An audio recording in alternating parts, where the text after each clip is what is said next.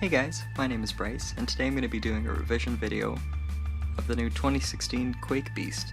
What it entails with doing the revision videos is that I'll take the finished toy and I'll weigh it on this handy food scale and essentially find out how much it weighs in ounces, and then sort of calculate that as essentially like a design constraint where I can't go over that much weight in plastic for what I revise, so I can swap out different Lego pieces and things like that, but it has to be equal to the amount of what was essentially sold in the box.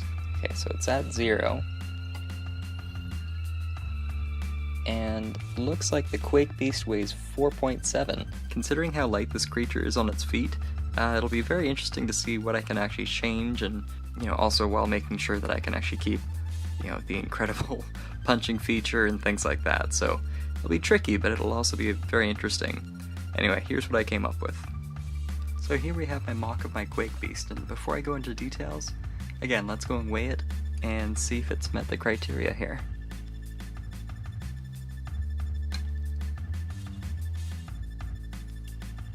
So with this mock, I had a little bit more weight to work with, but at the same time, there is a lot of things to actually sort of move around in terms of use of pieces and everything, and now I've taken quite a lot of detail out of the back and sort of moved it around with a few other details. But for starters though, let's begin with all the details at the front. Of course I had to keep the crystal blades and the major asymmetrical features here.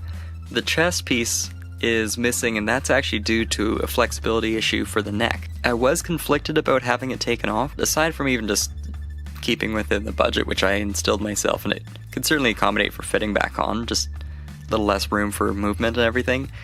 The colors weren't quite matching, and I felt that by more sort of emphasizing the pieces that are in the same sort of translucent purple, I think we kind of do more of a service to it. I also addressed the fact that there's a solid purple mask, and so I had solid purple legs, so even though I limited myself in terms of the color scheme, I felt that it would sort of act better as like a sort of camouflage. And an interesting thing I learned about the color scheme, just me nerding out on things, is that this is actually potentially inspired by an actual rock. It turns out it's obviously not quite this vibrant and everything with the green, but certainly the purple is on point, where I'll have a better photo of this, but as you can see, it perfectly sort of transitions from an abrupt green directly into almost this sort of purple. So I felt like it would be good not to go too much into pink, because that's actually less represented than what we actually know in our own world. The balance of this creature was something I had to consider too, so you can actually see little heel spurs that I've attached to it actually help a lot in terms of the sort of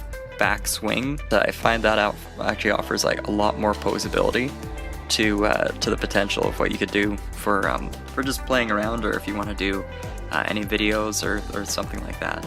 Now I think we've kind of mainly established most of the front. Again, the shadow trap piece is one of my favorite parts of the set, and it still works just fine. It's not posed on its side anymore, it's kind of this way. It can still even hold a skull spider if you really wanted to, though I'm not quite sure why you would. Moving on to the back.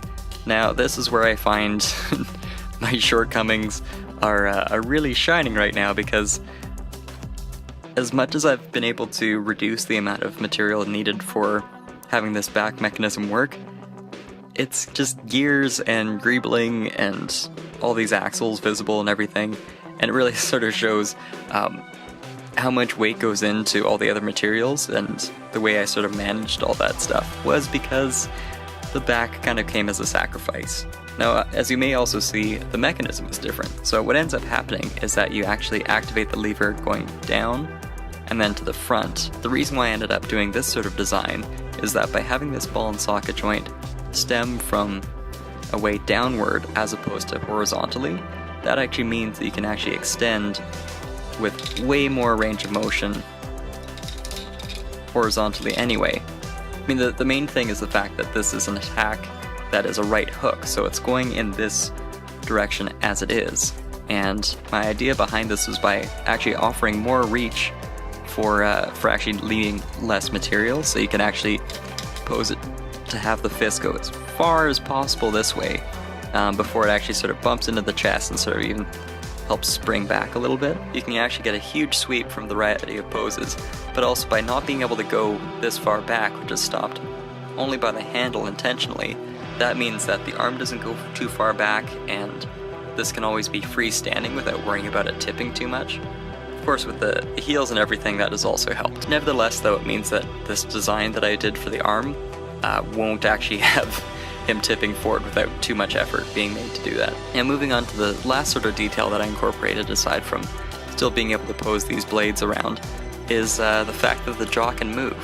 Now, I think in some respects this is more limited than the Lava Beast mock that I did, but in other ways it actually works a little bit better. So the general premise behind this is that I have a very small sort of double-sided right angle ball and socket piece, which allows me to sort of have the jaw fixed in place and the head and the neck move independently. So the way that works is that you can have him look up inquisitively, and then you sort of have this whole face has to move up and down on a static jaw.